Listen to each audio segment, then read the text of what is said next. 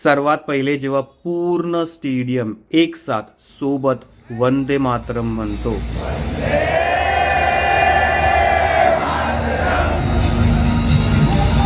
आणि त्यानंतर डी.वाय पाटील ज्यासाठी फेमस आहे ते म्हणजे त्यांचा लाईट शो. खरं सांगतो, जर बेस्ट नाही तर one of the best light show आहे डी.वाय पाटीलचा. त्यानंतर अख्खं स्टेडियम ज्याची वाट बघत होतं तो म्हणजे द ऑरा मॅन कधी बॅटिंगला येतोय. पूर्ण स्टेडियम पागल होतो.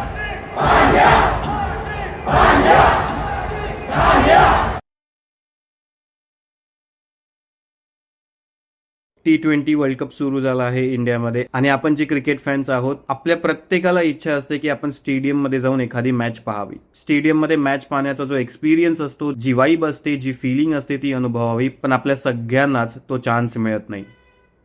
पहिले तर तिकीट्स मिळणं हे खूप कठीण गोष्ट आहे. ऑनलाईन तिकीट्स एकदा अवेलेबल सुरू झाल्या की त्या लगेच बुक होऊन जातात, पण ती गोष्ट वेगळी आहे.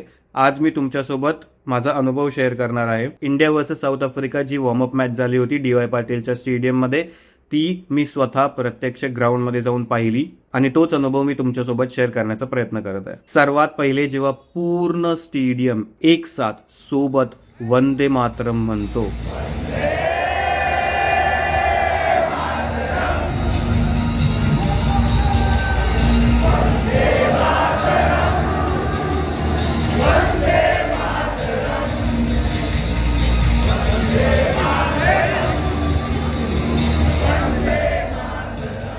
खरंच सांगतो, अंगावरती काटा येतो जेव्हा तुम्ही ते फील करता, तो एक्सपिरियन्स घेता. मी कितीही प्रयत्न केला की मी माझ्या शब्दांमध्ये मांडण्याचा प्रयत्न करू, पण ते खूप कठीण आहे.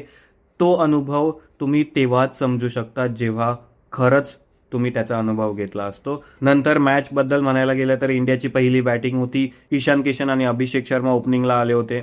ईशान किशन भाई 2 वर्षानंतर परत आला इंटरनॅशनल सर्किटमध्ये. आल्या आल्या त्यांनी संजू सॅमसनची जागा तर खाल्ली,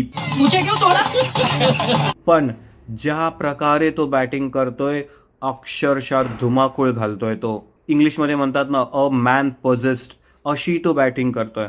त्यांनी जवळजवळ काहीतरी 20 बॉलच्या आतमध्ये एक 50 मारली होती. नंतर तो रिटायर आउट झाला, पण ती 50 मी स्वतःहून एक्सपिरियन्स केली आहे. Crazy hitting, crazy batting. मी पर्सनली एका प्लेयरला खेळताना बघायला गेलो होतो, आणि तो म्हणजे तिलक वर्मा. इंजरी नंतर तो कमबॅक करतोय, आणि बॉस काय कमबॅक केलाय त्यांनी. त्याचा जो एक वेगळा सोबरनेस जो आहे, जो एलिगन्स आहे, ठीक आहे, तो कमाल आहे. खूप स्टायलिश सुद्धा वाटतो, आणि या टीम मधला माझा फेवरेट प्लेयर तुम्ही म्हणू शकता तर तो तिलक वर्मा आहे. त्यानंतर सूर्या भाऊ बॅटिंग करायला आला, आपले सुपला शॉट मारून गेला. क्रेझी बॅटिंग करतो तो पण. त्यानंतर अख्खं स्टेडियम ज्याची वाट बघत होतं, ज्या प्लेयरची वाट बघत होतं, तो म्हणजे द ऑरा मॅन कधी बॅटिंगला येतोय. तुम्ही गेस केलंय, ते बरोबर केलंय. मी बोलतोय हार्दिक पांड्याबद्दल. खरं सांगतो, ज्या प्रकारे तो ग्राउंडमध्ये एंट्री मारतो, ज्या प्रकारे तो क्रीजवरती आपली स्ट्राईक घेतो, ज्या प्रकारे तो स्टान्स घेतो, खरंच एक वेगळा ऑरा आहे त्या माणसामध्ये. आणि आल्या आल्या त्यांनी जो पहिल्याच बॉलवरती 6 मारला, एका हातातून त्याची बॅट सुटली होती, पण तरीही तो शॉट 6ला गेला. याच्यातच त्या माणसाची जी पॉवर आहे, पॉवर हिटिंग आहे, ती समजून येते. पण लक्षात ठेवा, हाच हार्दिक पांड्या आहे ज्याला पूर्ण स्टेडियम 2 वर्ष अगोदर बू करत होते. आणि हा तोच हार्दिक पांड्या आहे की जसा तो ग्राउंडवरती एंट्री मारतोय, जसा तो क्रीजवरती आलाय, पूर्ण स्टेडियम पागल होतो. पूर्ण स्टेडियम पांड्या पांड्या हार्दिक हार्दिक ओरडत असतो. हार्दिक पांड्याचा ऑरा वेगळाच आहे. आणि त्यानंतर डी.वाय पाटील ज्यासाठी फेमस आहे ते म्हणजे त्यांचा लाईट शो. मी एक्सपेक्ट करत होतो की हा लाईट शो इनिंग्स ब्रेकमध्ये होईल, जसा की तो युजली होतो. जर तुम्ही WPLच्या मॅचेस तिथे बघितले असतील किंवा वुमेन्स क्रिकेटच्या जर मॅचेस बघितले असतील, तर इनिंग्स ब्रेक नंतर तिथे तो लाईट शो होतो. पण यावेळेस सेकंड इनिंग्सच्या काही ओव्हर्स नंतर, जर मी चुकलो नसेल तर 5-6 ओव्हर्स नंतर तो लाईट शो झाला. पण जो लाईट शो होता तो इतका मेस्मरायझिंग होता. खरं सांगतो, जर बेस्ट नाही तर one of the best light show आहे डी.वाय पाटीलचा.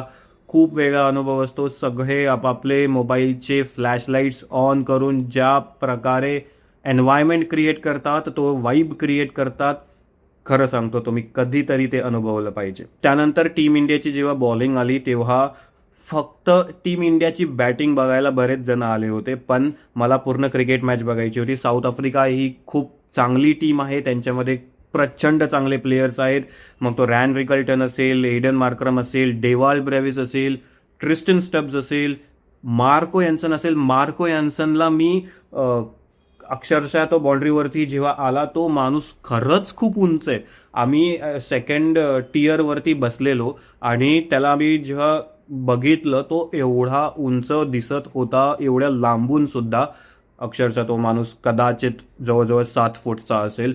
खूप उंच माणूस आहे तो. मी रबाडाची बॉलिंग बघितली आहे, मी आंद्रिक नॉर्कियाची बॉलिंग बघितली. ते ज्या पेसनी बॉलिंग करतात, खतरनाक स्पीड असतो त्यांचा. अर्शदीप सिंगची बॉलिंग बघितली, वरुण चक्रवर्तीची बॉलिंग बघितली, हार्दिक पांड्याची द ऑरा मॅनची बॉलिंग बघितली, अक्षर पटेलची बॉलिंग आणि बॅटिंग बघितली, रिंकू सिंगला बॅटिंग करताना बघितलं. तर एकंदरीत हा माझा पहिला अनुभव होता जिथे मी एखादी मेन्स T20 क्रिकेट मॅच बघितली आहे आणि खूप चांगला एक्सपिरियन्स होता तो माझ्यासाठी, की आपण ज्या खेळाडूंना एवढे वर्ष टीव्हीवरती बघत आलोय ते खरंच ऍक्च्युअल ग्राउंडमध्ये कसे परफॉर्म करतात, कसे वावरतात.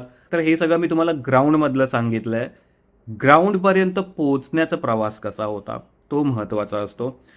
मला जसं समजलं की DY पाटीलवरती होणार आहे, आम्ही लगेच तिकीट्स बुक केल्या. आम्हाला जो स्टँड पाहिजे होता तो तर ॲक्च्युली भेटला नाही, जो साईड स्क्रीनच्या जो आजूबाजूला असतो तो तर भेटला नाही, पण जे काही अवेलेबल होते त्याच्यातला आम्ही जो सिलेक्ट केला, आम्ही तो खुश होतो त्यासाठी. जेव्हा आम्ही नेहरू स्टेशनला पोहोचलो, बाहेर पडलो आणि तिथून मग ऑटो करून जेव्हा स्टेडियमच्या जवळ पोहोचलो, प्रचंड क्राऊड होता, जो की मी एक्सपेक्ट करत नव्हतो. कारण का वीक डे होता, वेडनेसडे होता, ऑफिस टायमिंग होतं. आम्ही जवळजवळ 6:30च्या आसपास तिकडे होतो. ऑफिस टायमिंग सुटण्याचाही टाइम होता, सो त्यामुळे अजून ट्रॅफिक झाली होती तिकडे. आणि इतका क्राऊड येईल एक वॉर्मअप मॅच बघण्यासाठी, ते पण वर्किंग डेच्या दिवशी, मी हे अजिबात एक्सपेक्ट करत नव्हतो. मला माहिती होतं इंडियाची मॅच आहे, गर्दी असणार, पण इतकी प्रचंड गर्दी असेल हे मी एक्सपेक्ट करत नव्हतो. तुम्हाला तिकडे चिल्लर्स अलाउड नसतात, कॉईन्स तुमच्या अलाउड नसतात. तर तुमच्याकडे जे काही कॉईन्स असतील ते तुम्हाला खर्च करावे लागतात. जेव्हा मी गेट नंबर 4 वरती पोहोचलो, इतकी लांबच्या लांब लाईन होती तिकडे एंट्रीसाठी. पूर्ण गोंधळ झाला होता. जे काही बुक माय शोचे व्हॉलेंटियर्स असतील किंवा DY पाटीलचे जे व्हॉलेंटियर्स असतील, सिक्युरिटी वाले जे असतील, ते आपल्या पद्धतीने पूर्णपणे प्रयत्न करत होते क्राऊडला मॅनेज करणं, पण क्राऊडच एवढा होता, गर्दीच एवढी होती, तुम्ही कोणाला किती आणि कसं मॅनेज कराल. एवढूसा जो चेकिंग पॉईंट जो असतो, जिथे स्कॅनिंग केलं जातं तुमचं आणि मग तुम्ही पुढे जाता, तो एवढूसा असतो आणि त्यामधून एवढ्या पब्लिकला सारखं सारखं जाणं. जवळजवळ आम्ही 6:45च्या आसपास त्या गेट नंबर 4च्या इथे पोहोचलेलो आणि आम्हाला ग्राउंडमध्ये पोहोचण्यासाठी जवळजवळ 20-25 मिनिटं गेले असतील. विचार करा, एवढी गर्दी होती. नंतर आम्हाला हे असं समजलं की आमची तरी थोडी अगोदर एंट्री झाली. आमची एंट्री झाल्यानंतर पब्लिक अजून वाढली. जेव्हा मॅच सुरू झाली, 7:15चा टाइम होता. आम्ही जेव्हा स्टेडियमच्या आतमध्ये पोहोचलो, आमच्या सीटवरती जाऊन बसलो. त्याच्यानंतर थोड्या वेळानंतर 15-20 मिनिटांनी कदाचित बुक माय शोचे व्हॉलेंटियर्स आले आणि ते आमचे तिकीट्स चेक करत होते. हे मी स्टेडियममध्ये कधी अनुभवलं नव्हतं, पहिल्यांदा मी अनुभवलं. मी अगोदरही स्टेडियम्समध्ये गेलेलो आहे वुमेन्सच्या मॅचेस बघायला, पण हे मी पहिल्यांदा बघितलं की व्हॉलेंटियर्स स्टेडियमच्या आतमध्ये येऊन तिकीट्स चेक करतायत. तर तुम्ही समजू शकता की किती प्रचंड गर्दी झाली असेल आणि किती गोंधळ झाला असेल स्टेडियमला एंट्री करण्यासाठी. आणि एकंदरीत हा माझा अनुभव होता जो मला तुमच्यासोबत शेअर करायचा होता. जे मी क्लिप्स रेकॉर्ड केले ग्राउंडमधले ते तुमच्यासोबत मी शेअर केलेत. आणि हा जर व्हिडिओ, ही जर माहिती तुम्हाला आवडली असेल, हा माझा अनुभव तुम्हाला आवडला असेल, तर व्हिडिओला लाईक करा, शेअर करा. आणि चॅनलवरती बाकीचा कॉन्टेंट जो आहे, खास करून जे शॉर्ट्स मी बनवतो T20 वर्ल्ड कपचे फॅक्ट्स वगैरे असतील, तर ते तुम्ही जाऊन बघा. तो कॉन्टेंट तुम्हाला आवडला तर या चॅनलला सबस्क्राईब सुद्धा करा. धन्यवाद.